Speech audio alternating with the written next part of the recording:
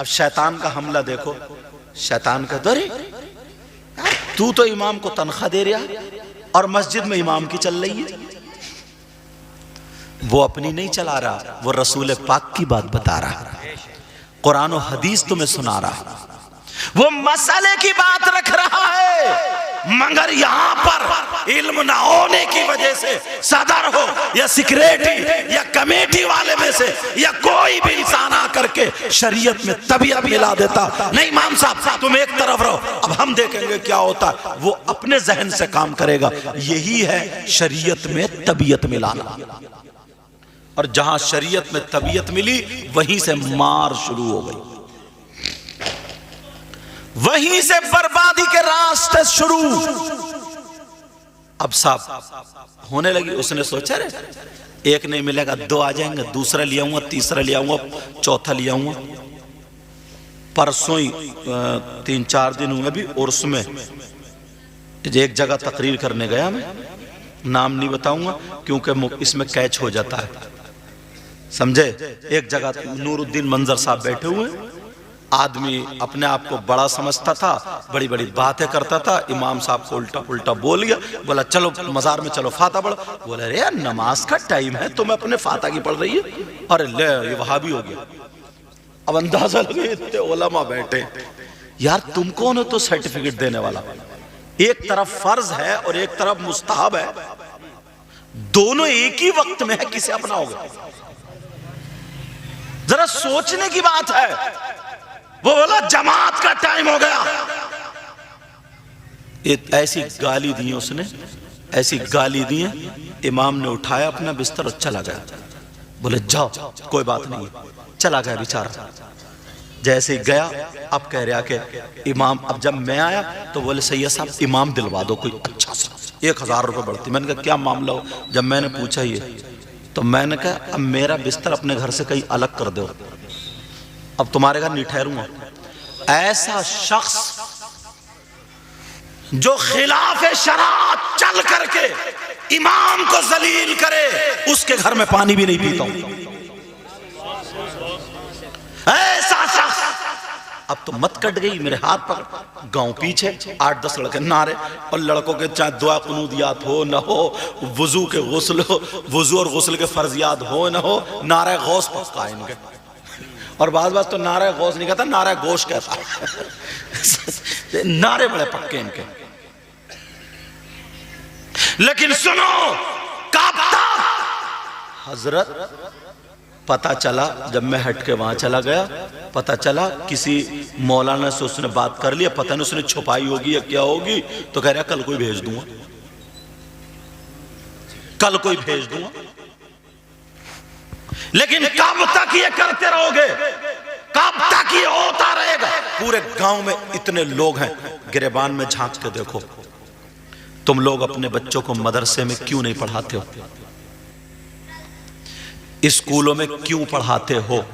اور ایک سوال میں بتا رہا ہوں، یہاں سے یہ مت سمجھ لینا کہیں میں یہ کہہ رہا ہوں کہ اسکولوں میں نہیں پڑھانا چاہیے. میں کہتا ہوں پڑھاؤ. یہ بھی یہاں بتاؤں گا، میں بھی سمجھ میں آ رہی ہے، یہ بھی بتاؤں گا میں. لیکن پہلے وہ مقابلہ دکھا دوں کیوں نہیں پڑھاتے ہو. تمہاری تعلیم یہ ہے نا اسلامی، اردو عربی فارسی یہ ہے. اور ادھر ایک عالم ہوگا، اگر بچہ جب بڑا ہوگا تو وہ استنجا کرنا سیکھے گا، بیٹھنے کے کھانے پینے کے ادب سیکھے گا، لیٹرین باتھ روم میں دعائیں یاد کرے گا، نماز پڑھنے کا طریقہ، قرآن تمہاری تعلیم یہ ہے نا. اور ادھر اگر ماسٹر پتہ نہیں مسلمان ہے غیر مسلم ہے تو ادھر استنجا وغیرہ نہیں سیکھے گا نا، ادھر قرآن نہیں سیکھے گا نا، ادھر وہ دینی باتیں نہیں سیکھے گا، ادھر تو وہ ABCD سے لے کے آگے تک سیکھے گا. چلو بنا دے چلے. مگر اس کی وجہ جانتے ہو؟ اس کی وجہ یہ ہے کہ تم نے دین کو سستا کر دیا. معلوم ہے کسی بھی مسجد میں جاؤ 10,000 روپے سے تنخواہ امام کی کم ہے. تم اپنے بیٹے کو بھیج دو 10,000 روپے پہ. ایک راج مستری بیچارہ کتنی محنت کرتا ہے، مزدوری کر، سب بات اچھا بات ہے، حلال کماؤ حلال کھاؤ، جوا سٹا یہ سب کچھ نہیں کرو. بیٹا جو راج مستری کرتے کرو، جو بھی کام کرتے ہو کرو، لیکن حلال کرو. مگر وہ بھی 700-750 روپے لیتا ہے. 700 کے اعتبار سے ذرا مہینہ جوڑی. اور شام کو آرام سے کوئی اتنی سے حکم نہیں چلا سکتا، بچوں میں ٹانگیں پھیلا کے آرام سے سوتا ہے. 700 रुपए लेने के बाद बैठ रहे तकरीबन 17,000 21,000 महीने के। यार क्या एक मजदूर से भी ज्यादा उसने ऐसा बुरा काम कर लिया? अगर कुरान हाफिज हो गया तो, आलिम हो गया तो ऐसा बुरा काम कर लिया, अब उसे तुम भी मारोगे? उसने कौन सा ऐसा जुर्म कर लिया? वो डकैती करता, शराबे पीता, सट्टे खेलता, किसी की बहन बेटी को तकता, उसके रुपए मारता, उसके रुपए मारता, तभी तुम्हारा कलेजा ठंडा होता। कब तभी तुम्हें खुशी होती। तुम्हें खुशी इस बात की नहीं है कि किसी का बच्चा इन तमाम चीजों से बच के हाफिज कुरान होकर के हमें नमाज पढ़ा रहा। तो यार ये दीन का काम पूरे गांव में कोई लेकर के नहीं चल रहा। इसके बाप को मुबारकबाद दो, इसको मुबारकबाद दो, इसका ध्यान हम रखेंगे ताकि इसका कदम किसी तरीके से बहक ना जाए। तो इसने इतना बड़ा जुर्म कर लिया कि उसे तनख्वाह से मारे डाल रहा। इतना बड़ा जुर्म कर लिया उसने, इसीलिए नहीं पढ़ाता कोई, अपने बच्चों को नहीं पढ़ाता कि 10,000 में कहां पढ़ाएगा, 5,000 में कहां पढ़ाएगा। मास्टर अगर बनेगा तो 80,000 मिलेंगे, 90,000 वो भी रिश्वत दे करके। सबको मालूम है, हदीस सुनो, अर्राशी वल मुर्तशी किलाहुमा फिन्नार। रिश्वत लेने वाला देने वाला दोनों जहन्नमी है, और जब तक उसकी तनख्वाह आती रहेगी उसके बच्चे भी खाएंगे, वो भी खाएगा, वो सब रिश्वत के पैसे हो। तुमने सोचा कभी? मगर नहीं सोचता आदमी। बच्चों को मालूम है फर्नीचर में अच्छी कमाई जा रहे हैं, पढ़ाई के साथ भी तुम हुनर सिखाओ, हुनर सिखाओ, अच्छी बात। ये जो आवारा घूम रहे हैं ना, ये जो तेरी मेरी बहन बेटियों को जो तक रहे हैं ना, तुमने 10-10 हजार के ने मोबाइल दे दिए और घर से निकला, हेलो कैसे कपड़े पहने हो तुमने क्या खाया, तुमने क्या पिया। उधर से वो कह रही है कि मैं पीले रंग के पहने हूं, नीले रंग के पहने हूं, आ जाइयो मुहर्रम के मेले में मिलूंगी। तुम्हें शर्म नहीं आती है क्या?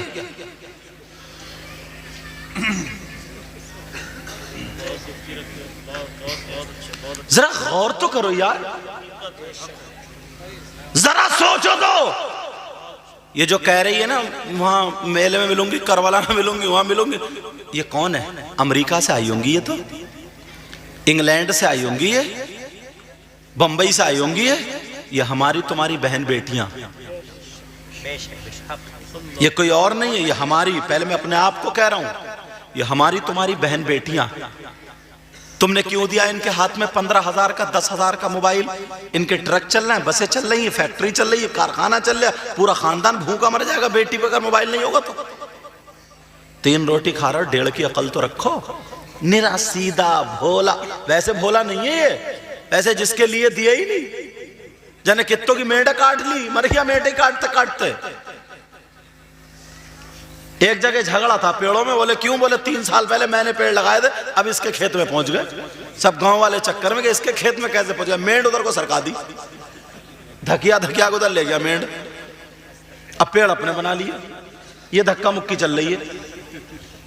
लेकिन जरा सोचो, ये हंसने की बातें नहीं है। बेटियों को 10,000 का मोबाइल, 700 रुपए या 800 रुपए का रिचार्ज करा रहे हो, वो भी गुंडागर्दी के लिए। तो होश नहीं है, कान खड़े नहीं है। अपने बेटे को तुम ट्यूशन के तौर पर कुरान पाक नहीं पढ़ा सकते हो, अपने बच्चों को तुम मदरसे में नहीं भेज सकते हो। तुम्हें अल्लाह ने अगर पैसे दिया है तो 500 रुपए या 1000 रुपए, तुम्हारा कलेजा ठंडा इस बात पे नहीं होता है। चलो ऐलान कर दो, इकट्ठे करो, इमाम को इतना देंगे कि ये हर नमाज में हमारे लिए दुआएं करेगा ताकि हमारा बेड़ा पार। वाह वाह वाह, सुभान अल्लाह, नारे तकबीर, नारे रिसालत। कोई भी कौम अपने रहबर को नीचे नहीं खींचती सिवाय हमारी कौम के। तो नबी ने फरमाया खुला हुआ मुनाफिक है। अब मुनाफिक की सजा सुन लो, मैं नहीं बताऊंगा, ये नहीं बताएंगे, कुरान से पूछो। अल्लाह फरमाता है इन्नल मुनाफिकीन फी दरकिल अस्फली मिनन नार। कुरान का कोई लफ्ज झूठा हो सकता है, गलत हो सकता है, پوری دنیا ایک طرف اور قرآن پاک ایک طرف.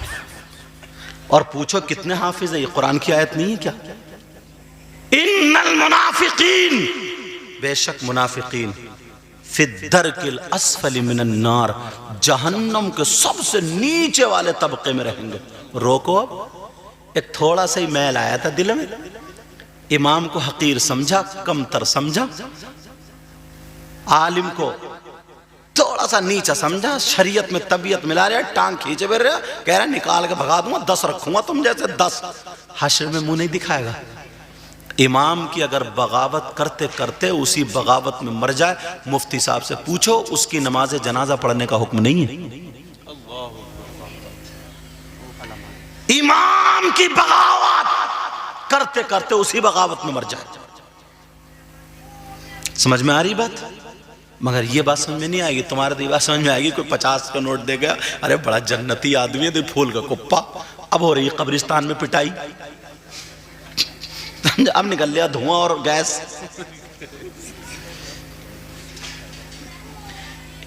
قرآن کہتا ہے اور دوسری آیت بھی ہے، یاد آ گئی میرے ذہن میں، ان اللہ جامع المنافقین والکافرین فی جہنم جمیعا.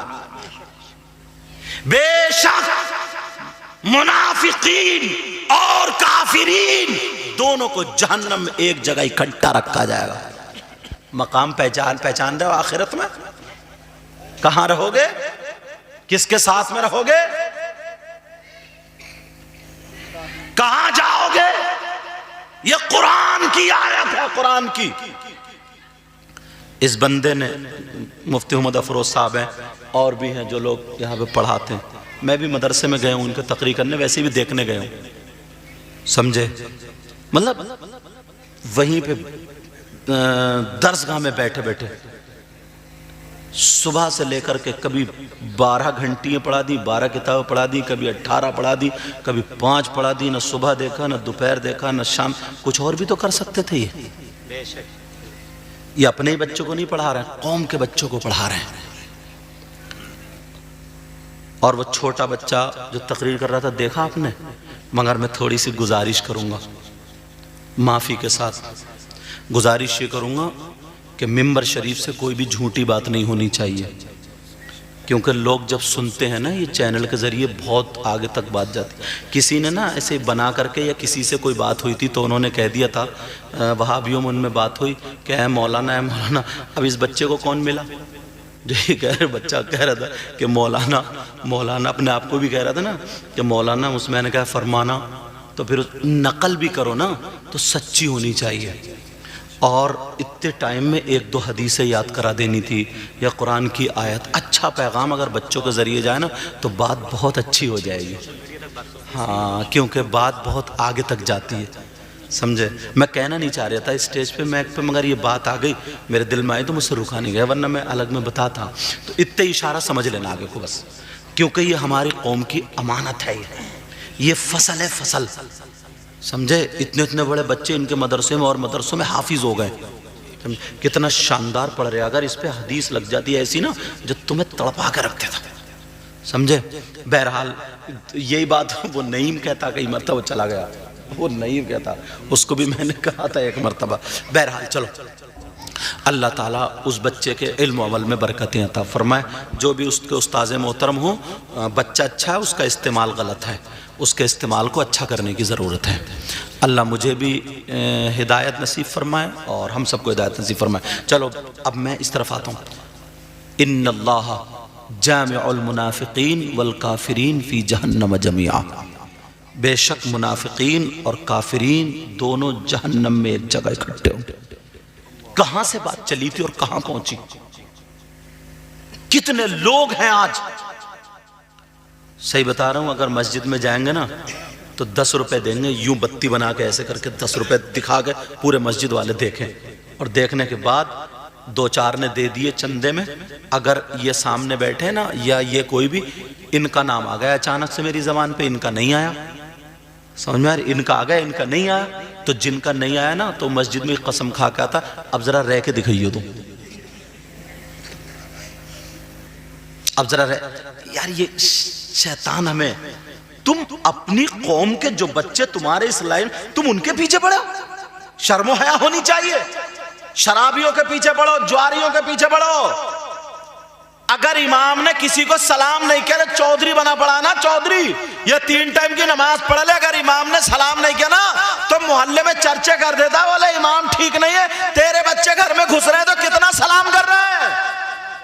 جو دوسروں کی بہن بیٹیاں، یہاں تک کہ بیٹیاں بھی غیر مسلم لڑکوں سے ٹچ ہو گئی ہیں، وہ آوارہ بالکل فیشنیلے کپڑے پہن کے شادیوں میں ابا کے سامنے گھوم رہی ہے، اماں کے سامنے، دادا کے سامنے، تو کوئی بولنے والا نہیں.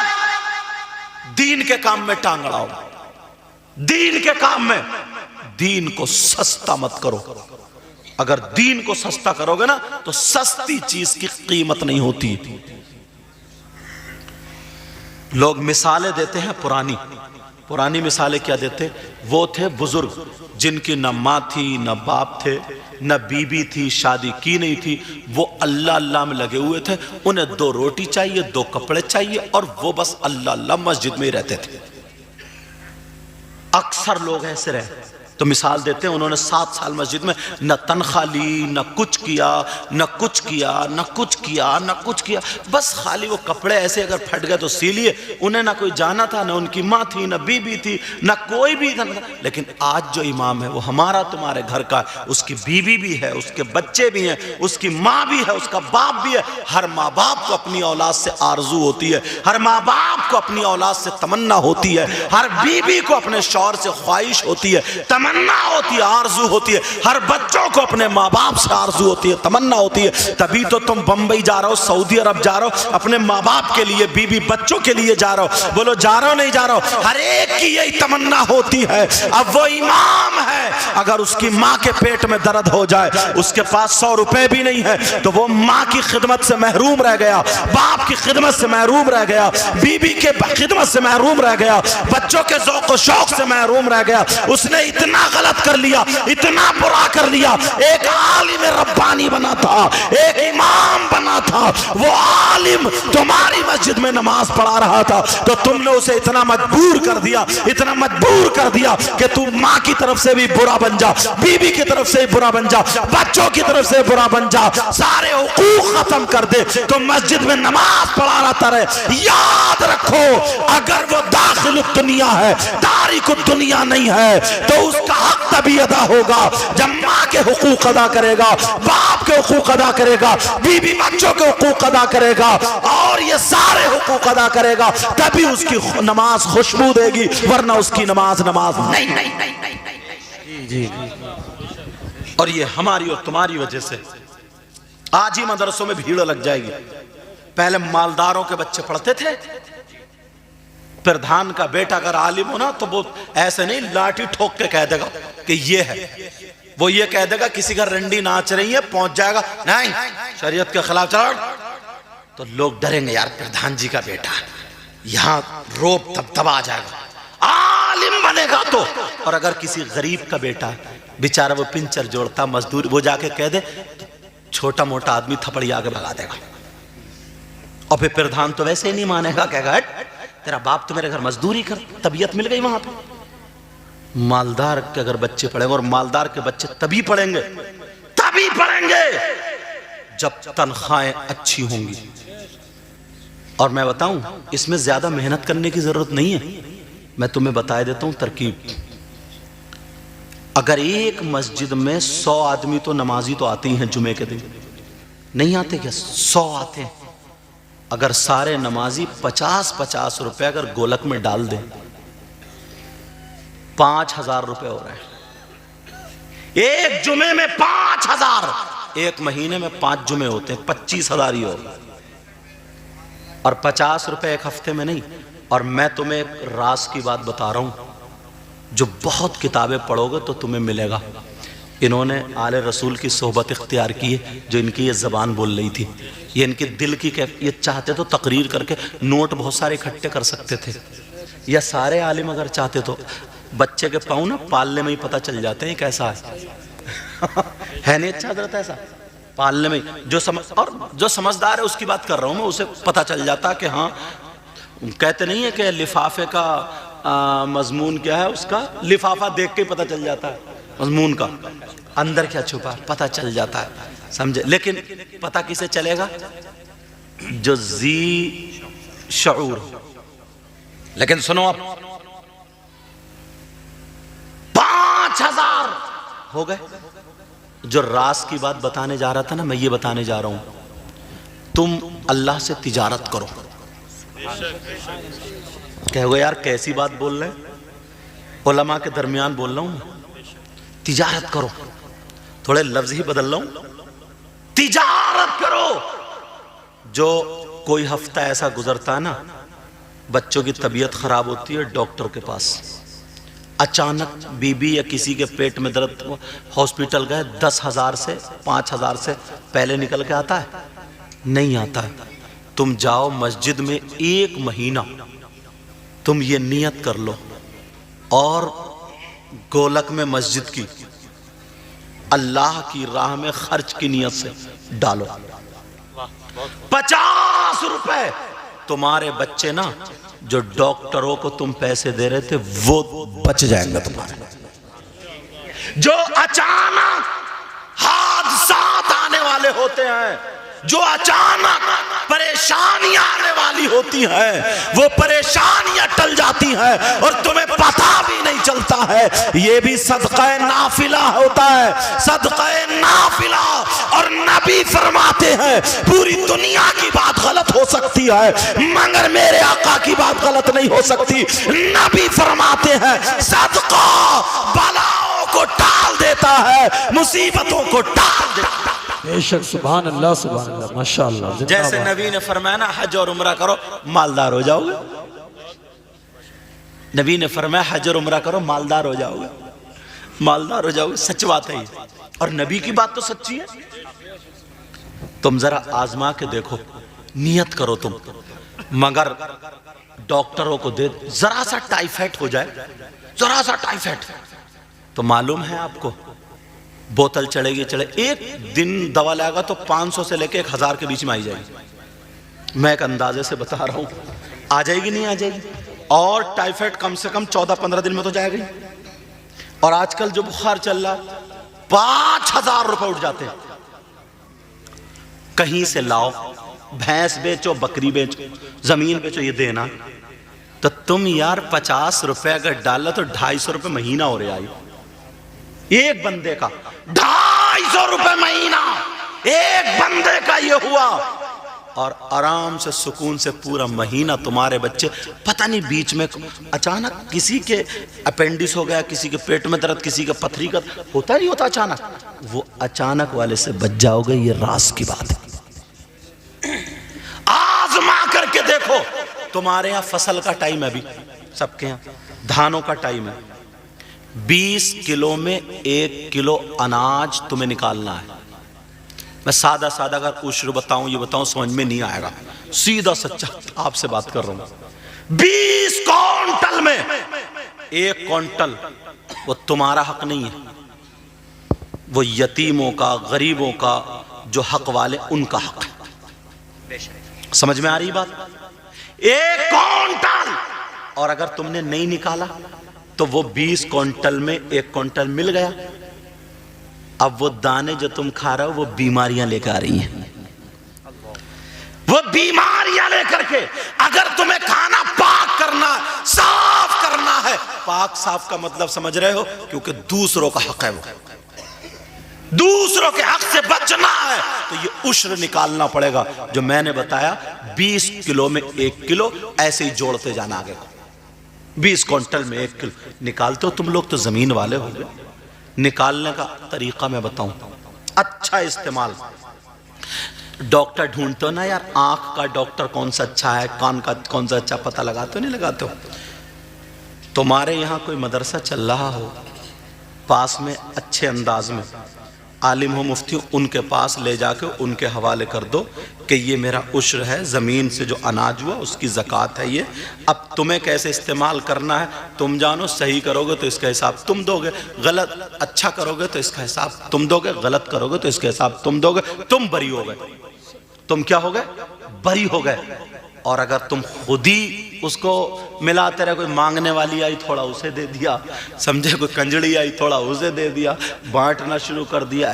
اچھا معاف کرنا، کچھ مدرسے ایسے بھی ہیں جو مسجد میں چل رہے ہیں، یہ بھی بتا دوں میں، جو تنخواہ اس میں امام صاحب کی جا رہی ہے، کہیں کہیں رکھ لیتے ہیں نا برائے نام مدرسہ، اور پوری زکوٰۃ اکٹھی کرتے رہتے ہیں، وہ عشر وغیرہ اکٹھا کر کے اسی سے مسجد کی تنخواہ بھی نکالتے ہیں، اسی سے وہ سب دے رہے ہیں، اور نہ اس کا حیلہ شرع جو ہے وہ بھی نہیں کرتے ہیں، کچھ نہیں کرتے، ایسے لگاتے۔ اس کے ایک ایک دانے کا گاؤں والوں تمہیں حساب دینا پڑے گا، سمجھ میں آ رہی بات؟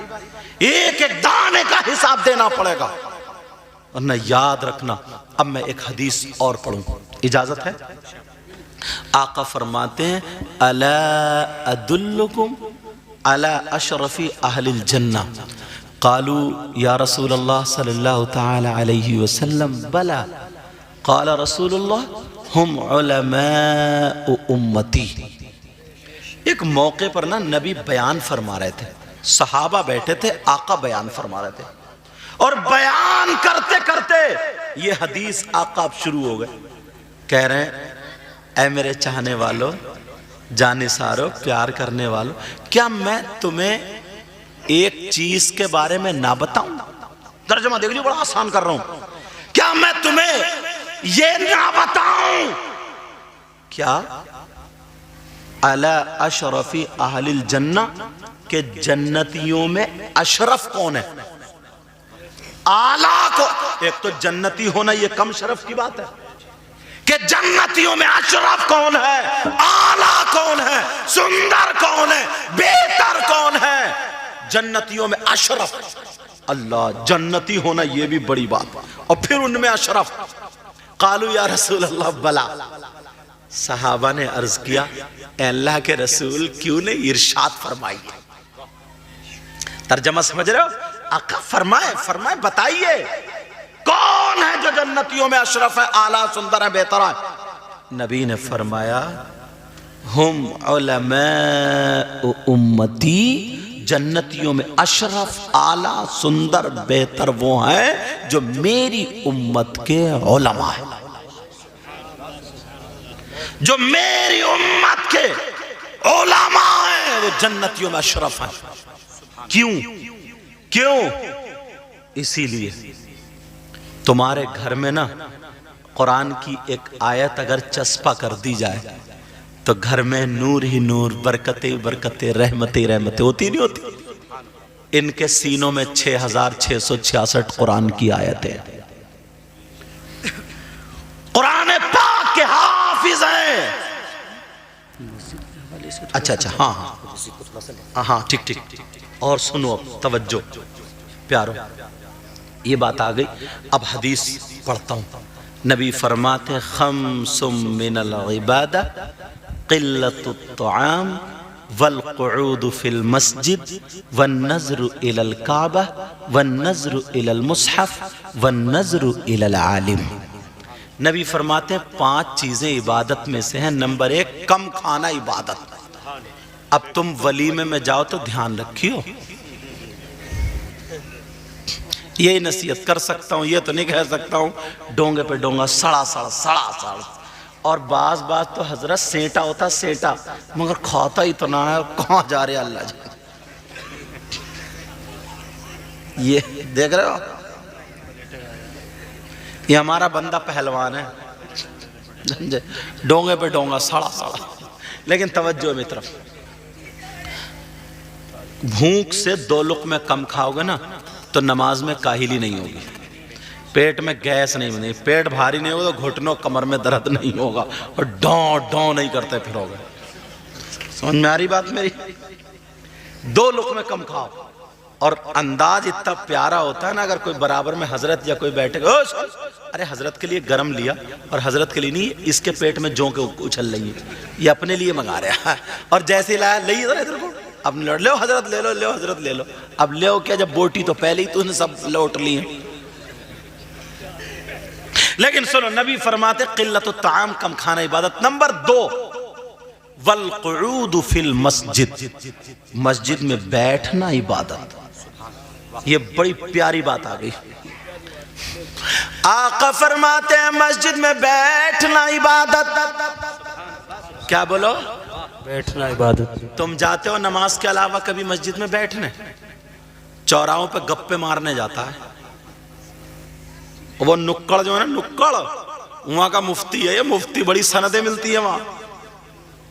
نبی فرماتے ہیں والقعود فی المسجد، مسجد میں بیٹھنا عبادت. علماء بیٹھے. علامہ زمخشری فرماتے ہیں اگر کوئی مسجد میں جا کر کے بیٹھ جائے، نمازوں کا ٹائم نہیں ہے، تسبیح نہیں پڑھ رہا، کوئی اور قرآن کی تلاوت نہیں کر رہا، خالی مسجد میں بیٹھا، علامہ زمخشری فرماتے ہیں جتنی سانسیں لے گا ہر سانس پہ اس کو اللہ تعالیٰ 400 نیکیاں عطا فرمائے گا. سبحان اللہ سبحان اللہ ماشاءاللہ زندہ باد. کتنی نیکیاں بولو؟ اپنے تو گودام بھرے ہوں گے نیکیوں سے. مسجد میں نماز میں تو 5 ٹائم جاتا نہیں، الگ سے جا کے کیا بیٹھے گا؟ یہ ایسی جگہ بیٹھے گا جہاں پہ گپے چل رہی ہیں کہ وہ ایسا تھا، وہ ایسا تھا، وہ ایسا تھا، اس نے یہ کر دیا، وہ کر دیا، اندھا ویسا تھا.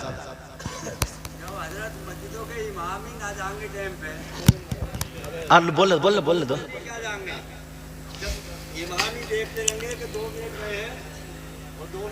انہوں نے ایک بات بہت اچھی کہی ہے.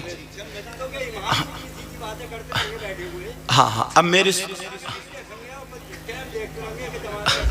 میری سن لو. انہوں نے بہت اچھی بات کہی ہے، بہت اچھی بات کہی ہے، اتنی سمجھ میں آئی. انہوں نے جو بات مقابلہ کیا ہے بہت اچھا کیا، اور کرنا چاہیے. میں ان سے بھی کہوں گا، انہیں مبارکباد دیتا ہوں، کرنا چاہیے. مگر اتنی اور مان لیو، امام صاحب جب جائیں گے تبھی تم جاؤ گے. امام صاحب سے مقابلہ کر رہے ہیں. امام صاحب مسجد میں کھڑے ہو کر کے قرآن سناتے ہیں، تمہیں بھی سنانا پڑے گا اب کے سال میں. نہیں، مقابلہ تو مقابلہ. ایک چیز اب پہلے میری سن لو، اطمینان سے. میں جو کہوں گا، اگر امام صاحب کے ساتھ ہی جاؤ گے، امام صاحب کے ساتھ ہی جاؤ گے تو امام صاحب کے جتنی صورتیں یاد ہے اتنی صورتیں سنانی پڑیں گی. سمجھے؟ ایک چیز یہ، اور جتنی امام صاحب نماز پڑھا رہے ہیں اتنی نماز پڑھانی پڑے گی. تمہیں یہ بتا نہیں ہے نبی نے یہ فرمایا اگر عالم خالی بیٹھ جائے حجرے میں یا کہیں پر بھی، اور وہ قرآن کا ایک مسئلہ سوچنے لگے، اور دوسرا آدمی جو ان پڑھ ہے بہت متقی پرہیزگار عبادت گزار ہے، پوری رات اگر وہ اللہ کی بارگاہ میں سجدے کرے گا تو اس کا 1 منٹ اس کے پوری رات کے سجدوں افضل ہے. یہ بات کیوں نہیں یاد آئی تمہیں؟ سوچو اب، کیونکہ میں نے پہلے بتایا شریعت میں طبیعت نہیں چلے گی. شریعت میں طبیعت امام کی وہ ڈیوٹی ہے. وہ گھڑی جو بار بار دیکھتا ہے وہ اس لیے دیکھتا ہے اسے نماز پڑھانی ہے، وہ اس لیے نہیں دیکھتا ہے اسے نماز پڑھا. وہ تو اس کو، امام کو اگر تم دیکھو گے تو تمہیں ثواب ملے گا. امام کے ساتھ میں اگر بیٹھو گے تب تمہیں ثواب ملے گا. اس کو یہ مت دیکھو کہ امام 1 منٹ پہلے پہنچ رہا، 2 منٹ پہلے پہنچ رہا، 3 منٹ. وہ جو پہلے جو پہنچ رہا وہ اس کی ڈیوٹی ہے، وہ نماز پڑھانے کا وقت ہے، اسی لیے اکٹھا جماعت کا ٹائم رکھا جاتا ہے. اس کو نہیں دیکھا جائے گا. ہمیں جو حدیث بتانی ہے ہمیں یہ دیکھنا ہے، اس کو نہ دیکھ کر کے ہمیں اپنی نیکیاں اکٹھی کرنی ہے.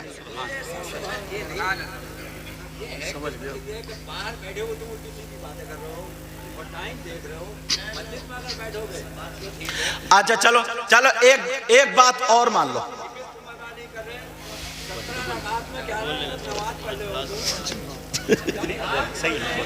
بول لو تم کر لو. ہاں اب میں نے ابھی ایک بات بتائی، پہلے میری سن لو. دیکھو جو دل میں بات ہو روکنا نہیں چاہیے، کہنا چاہیے. اس وجہ سے مجھے ان کی بات اچھی لگ رہی ہے. جو دل میں بات ہو وہ روکنا نہیں چاہیے، کہنا چاہیے. میں نے جو بتایا، میں نے یہ کہا عالم کے لیے اور غیر عالم کے لیے ساری چیزیں برابر نہیں ہیں. میں نے جو آپ کو بتایا ابھی بتایا، تو ایسا نہیں ہے کہ جتنی چیزیں وہ ہیں کہ وہ کرے گا اتنی چیزیں ہم کریں گے، کیونکہ قرآن صاف طریقے سے فرماتا ہے هَلْ يَسْتَوِي الَّذِينَ يَعْلَمُونَ وَالَّذِينَ لَا يَعْلَمُونَ۔ جو پہلے کلاس کا ہوتا ہے، آپ لوگ پڑھے لکھے ہوں، اس کو پہلے کے حساب ایگزام دینا ہوگا، جو ہائی اسکول کا ہوگا اس کو ہائی اسکول کا ایگزام دینا ہوگا۔ سمجھ میں آ رہی؟ کیونکہ اگر امام کو، ابھی میں نے بتایا نا کہ وہ 11 رکعتیں پڑھ رہا ہے، تو ہمیں بھی 11 بتائے، ہمیں بھی 11 پڑھنا چاہیے، تم اس کی برابر نہیں ہو سکتے، کیونکہ وہ اگر نفل نہیں پڑھے گا اور مسجد سے نکل کے حجرے میں جا کے بیٹھ جائے گا، اب وہ اپنی کتاب پہ یا قرآن پہ کسی بھی چیز پہ، ایک مسئلے پہ، فقہی مسئلے پہ، فقہی کی میں نے قید یہاں بیٹھ، فقہی مسئلے پہ اگر وہ غور و خوض کرنے لگے، استنباط اگر اس سے کرنے لگے، تو وہ اس نفل سے افضل کام کے لیے جا رہا ہے۔ ایک بات تو یہ ہو گئی، اور دوسری بات یہ ہو گئی، اکیلا آدمی گپے نہیں لڑائے گا جب تک اگر تم ساتھ نہیں دو گے۔ اگر جو ادھر ادھر چوراہوں پہ بیٹھ کر کے اگر کوئی امام گپے لڑا رہا ہے اور بیٹھا ہے تو تم چھوڑ کے چلے آؤ، کیونکہ تمہیں اپنا کام کرنا ہے۔ جب چھوڑ کے چلے آؤ گے تو وہ اکیلا گپے نہیں لڑائے گا، سمجھے؟ یہ چیز کرنی پڑے گی۔ لیکن ہاں اب یہ بات ہو گئی۔ اب سنو، اب میری جو حدیث آ رہی تھی وہ تو رہی گئی، سمجھے؟ ایک دیکھو، ہر چیز میں دو چیز ہوتی ہیں۔ نبی نے جو فرمایا نا کہ عالم کی طرف ایک مرتبہ دیکھنا 1 سال کی عبادت سے زیادہ پسند ہے، یہ بات ہوئی؟ میری تقریر آپ اٹھا کر کے دیکھو، اگر سنیں گے تو میں نے یہاں بتایا ہے کہ عالم کی 2 قسمیں، کیا میں نے بتایا؟ عالم کی 2 قسمیں، تقریر آپ سرچ کرنا، آپ میں اسی حدیث کے تحت میں، ایک نہیں 10 مرتبہ۔ عالم کی 2 قسمیں ہیں، ایک عالم بعمل اور ایک عالم بدعمل۔ میں نے اس میں بے عمل بھی نہیں کہا، ایک نہیں 10 تقریریں ہیں میری، آپ دیکھیں گے۔ ایک عالم بعمل اور ایک عالم بدعمل، اور بے عمل وہ ہوتا ہے جو خود اچھا کام نہ کرے، اور بدعمل وہ ہوتا ہے جو برا کام کرے۔ سمجھ میں آ رہی؟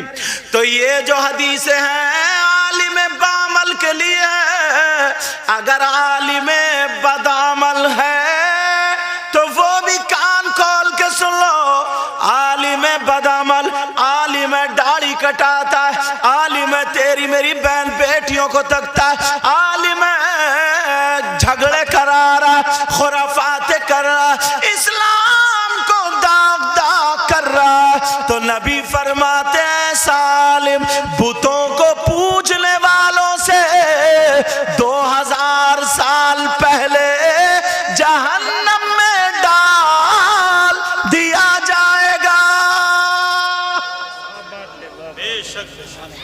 یہ تو میں نے پہلے ہی بتایا، یہ تو میری حدیثیں ہیں، آقا کی حدیث ہے جو میں نے تقریر کی، مگر یہاں جو بات چل رہی ہے اس کو سمجھو۔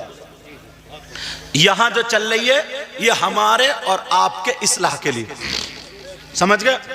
تو اب ایک تو آپ کو یہ صاف کرنا ہوگا، کسی سے ہمارا مقابلہ نہیں، ہم اللہ کو راضی کرنے جا رہے ہیں، اس کے اس پہ چھوڑ دو۔ اگر آپ سے ہو سکے تو اس سے لڑنا نہیں، اصلاح کرنا اس کی، سمجھ رہے؟ اس کو برا نہیں کہنا ہے، گالیاں نہیں بکنا، کیا کرنا؟ اصلاح کرنا۔ تمہارے یہاں کوئی بڑا عالم ہے، اس کے سامنے پیش کرنا، حضرت اب آپ بتائیں ہم ایسے امام کے پیچھے نماز پڑھیں یا نہیں پڑھیں؟ اب وہ خود فیصلہ کر دے گا کہ ہاں اس کے پیچھے نماز نہیں۔ خود سے اگر فیصلہ کرو گے تو ہو سکتا ہے اگر میں گیہوں لگاؤں تو کہیں الٹے لگا دوں، اگر میں دھان لگاؤں تو کہیں الٹے جب میں جانتا ہی نہیں جس چیز کو، ہو سکتا الٹا ہو جائے۔ اس چیز سے تمہیں بچا رہا ہوں، سمجھ میں آ رہی؟ اس چیز سے ہمیں اپنے آپ کو بچانا، اس کے لیے اس سے اوپر عالم ہے کہ حضرت اس کی یہ باتیں ایسی ہیں ایسی ہیں ایسی ہیں، حضرت اب یہ بتائیے اگر آپ اجازت دیں گے، شریعت اجازت دیتی ہے تو ہم ان کے پیچھے نماز پڑھیں گے، نہیں دیتی ہیں تو حضرت یا تو جو راستہ نکلتا ہو وہ بتا دو۔ تو اب وہ عالم صاحب امام صاحب سے توبہ کرائیں گے، اگر تمہیں نماز پڑھانی ہے تو تمہیں توبہ کرنی پڑے گی، یہ ساری چیزیں چھوڑنی پڑے گی، تو تم رینیول ہو گئے، سمجھے؟ تو پھر تم نماز پڑھا سکتے ہو۔ اور اگر تم توبہ نہیں کرو گے تو اپنا راستہ اختیار کرو، دوسرا عالم دیں گے، سمجھ میں آ رہی؟ دوسرا عالم دیں گے۔ لیکن اگر ہم اسی کو خرافات بنا کر آگے بڑھتے جائیں، یا اس کے مقابلے، میں نے کیا سوچا، ایک لڑکا تھا جو ہمارے یہاں پڑھتا تھا صحابیہ جماعت میں، اب وہ عالم ہو گیا، صحابیہ جماعت میں پڑھتا تھا، وہ حدیث پڑھتا تھا، وہ کیا کرتا تھا، جیسے اس نے نماز پڑھائی، نماز پڑھانے کے بعد جو واجب ہے وہ پڑھ لی، جو سنت مؤکدہ وہ پڑھ لی، اس نے نفل چھوڑ دیے، نفل چھوڑنے کے بعد حجرے میں آ گیا اور حدیث کھولی، اس نے پڑھنا شروع کر دیا، ٹائم کم ہوتا تھا نا، اس نے پڑھنا شروع کر دیا، اپنا یاد کرنا شروع کر دیا، یہ سب یاد کرنا، ایک تو طالب علم تھا یہ کرنا۔ اب وہ ایک بزرگ تھے، یار یہ ان کے پیچھے نماز نہیں ہوگی، انہوں نے خود ہی فتویٰ دے دیا، ان کے پیچھے نماز نہیں ہوگی نا، پورے گاؤں میں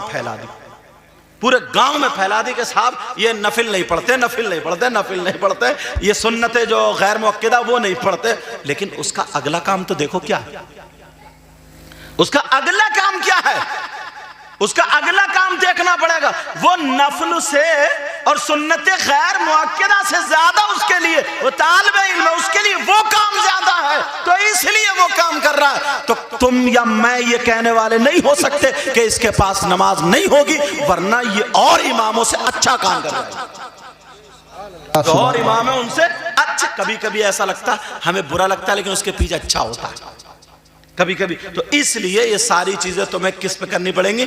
عالموں پہ رکھنی پڑیں گی۔ علامہ زمخشری فرماتے ہیں اگر کوئی مسجد میں جا کر کے بیٹھ جائے اور تسبیح نہ پڑھے، قرآن کی تلاوت نہ کرے، خالی سانسیں لیتا رہے، تو فرماتے ہر سانس پہ اس کو اللہ تعالیٰ 400 نیکیاں عطا فرمائے گا۔ سبحان اللہ، سبحان اللہ۔ کتنی اچھی بات ہے، اگر ہم آدھا گھنٹہ بیٹھ گئے تو مجھے لگتا ہے آدھے گھنٹے میں 1000 مرتبہ سانس لیں گے۔ جب 1000 مرتبہ لیں گے تو کتنی، یہ نیکیوں کے راستے، کس چیز کے راستے بولو؟ نیکیوں کے راستے۔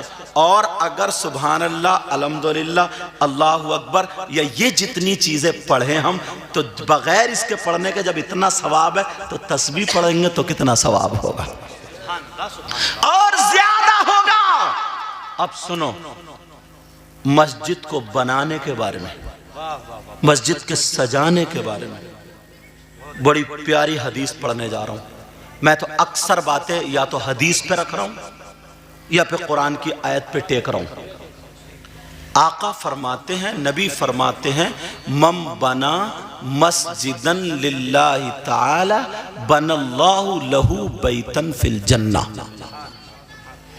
کہ جس نے مسجد بنائی، جس نے اللہ کا گھر بنایا، اللہ تعالیٰ اس کا گھر فرشتوں کے ذریعے جنت میں بنواتا ہے۔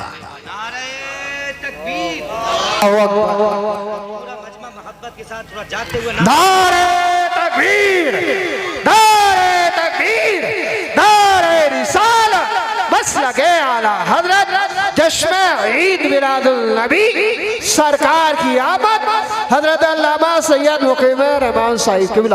ایک بڑی پیاری حکایت یاد آ رہی، سنا دوں یار، بڑی پیاری حکایت۔ ایک بادشاہ نے جب سنی نا یہ حدیث تو اس نے سوچا یار میں اپنی ماں کے نام سے ایک مسجد بنواؤں گا۔ ہر آدمی اپنے لیے ذخیرہ اکٹھا کرتا ہے۔ تم نے کبھی سوچا میری ماں چلی گئی یا باپ چلے گئے، یا ابھی ہیں بیٹوں بیٹیوں کے لیے مکان بناتے ہو، سب چیز بناتے ہو، یہ سب کرتے ہو، تو جنت میں بھی تو مکان بنوانا چاہیے۔ تو کیسے بنے گا؟ وہ راستہ نبی نے یہ بتا دیا ہے۔ تو اس بادشاہ نے کہا میں اپنی ماں کے لیے، ماں کے نام سے مسجد بنواؤں گا۔ اس نے اعلان کر دیا کسی کا کوئی روپیہ نہیں لگے گا، کوئی پیسہ نہیں لگے گا، کچھ بھی نہیں لگے گا، سب میٹیریل لا کر ڈال دیا، راج مستری جو بھی بنانے والے ہوتے ہیں لگا دیے۔ اب بن رہی ہے مسجد، مسجد بنتے بنتے بنتے بنتے جہاں تک ہاتھ پہنچا وہاں تک بنی۔ اس کے بعد پاڑ باندھنے کی ضرورت پڑتی ہے، پاڑ پہ مستری کھڑے ہو کر کے پھر اینٹیں چنتا ہے۔ وہ پاڑ پہ بیٹھے ہوئے تھے تو اس کے جو ہتھیار ہوتے ہیں نا دیوار ناپنے کے، کنی وغیرہ، اور وہ اس میں تاغا لگا ہوا ہوتا ہے، کیا بولتے ہیں اس، شال وغیرہ، وہ ساری چیزیں، ان ہتھیاروں میں سے کوئی ایک ہتھیار گر گیا نیچے۔ جب نیچے گرا تو اس نے سوچا یار اگر میں اتر کے جاتا ہوں تو ادھر سے سیڑھی پہ سے جانا پڑے گا۔ ایک بوڑھی اماں نکل کے جا رہی تھی۔ کون نکل کے جا رہی تھی؟ بوڑھی اماں۔ اس نے کہا بیٹا کیا دیکھ رہے ہو، کیا دیکھ رہے ہو؟ کہا اماں وہ کنی یا جو بھی اس کا نام لیا ہوگا وہ ہتھیار، اماں وہ گر گیا، ذرا وہ اٹھا دیو سامان میرا۔ بولی لے بیٹے مسجد تو بنی رہی ہے نا، رضا الہی کے لیے میں بھی تھوڑی سی لگ جاتی ہوں۔ ایک کنی اٹھائی اس نے اور اٹھا کر کے مستری کو اوپر ہاتھ میں دے دی اور چلی گئی۔ کوئی روپیہ نہیں، کوئی پیسہ نہیں، مسجد بن کے تیار ہو گئی، دعائیں ہو گئی۔ اب خواب میں دیکھا ایک بزرگ نے، ایک نیک شخص نے، اللہ والے نے، جب خواب میں دیکھا تو جہاں پر اس بادشاہ کی ماں کا جنت میں مکان تھا وہیں برابر میں ویسے ہی مکان اس بوڑھی اماں کا بھی تھا، بوڑھی اماں کا بھی۔ پوچھا یار یہ تو غریب آدمی تھا، اس نے کیا کر دیا؟ غریب آدمی یہ بوڑھی ماں کا کہاں سے آیا؟ تو بتایا اس نے کوئی مسجد نہیں بنوائی بلکہ مسجد بن رہی تھی رضا الہی کے لیے۔ اس نے تھوڑی سی اپنی محنت لگا دی ہے اللہ اور رسول کو راضی کرنے کے لیے، مسجد کے بنانے میں یہ لگ گئی تھی، اللہ کو اس کی یادہ پسند آئی، اس کے لیے بھی جنت میں مکان آیا۔ ماشاءاللہ سبحان اللہ، نعرہ تکبیر۔ من بنا مسجدا للہ تعالی بن اللہ لہ بیتا فی الجنہ۔ تو یہ تو یار میری بات اگر ہو تو پلٹا دو، کسی اور کی ہو پلٹا دو، رسول اللہ کی بات کیا پلٹ سکتی ہے؟ بولو نہیں پلٹ سکتی نا، رسول اللہ کی نہیں پلٹ سکتی۔ سمجھ میں آ رہی بات آپ کو؟ اور سنو ایک بات، ہمیں ظاہری طور پر مرنے کے بعد کہاں جانا؟ قبرستان میں، وہیں تو جانا پڑتا ہے۔ یار مجھے اس گاؤں کے تو حالات پتہ نہیں مگر بات آ گئی کہہ دیتا ہوں۔ بعض گاؤں ایسے ہیں نا حاجی صاحب جہاں پہ قبرستان میں تاش کھیلتے ہیں لوگ، صحیح بتا رہے ہو حضرت؟ یہاں کا مجھے تو پہلی مرتبہ شاید مجھے کلیہ ننگلام تقریر کرنے آتا ہوں، یہ بیٹھے ہوئے سامنے اور لوگ بھی، مگر یہاں کا مجھے پتہ نہیں ہے، مگر بول رہا ہوں بعض جگہ پر قبرستان میں لوگ تاش، کیونکہ چھپ کے نا پولیس نہیں جائے گی، جوا کھیلتے ہیں۔ یار سوچو قبرستان میں جوتا پہن کے جانے کی اجازت نہیں ہے۔ اگر تمہاری ماں کی یا باپ کی قبر اگر اندر ہے اور قبروں پہ کود کے جانا پڑے گا، اچھل کے جانا پڑے گا، تو وہاں تک جانے کی اجازت نہیں ہے۔ یہ حکم ہوتا ہے کہ یہیں پہ کھڑے ہو جاؤ گیٹ پر، جہاں تک قبر نہ ہو وہاں تک جاؤ اور وہیں سے تم پڑھو، اللہ تعالیٰ وہیں سے ثواب پہنچایا جائے۔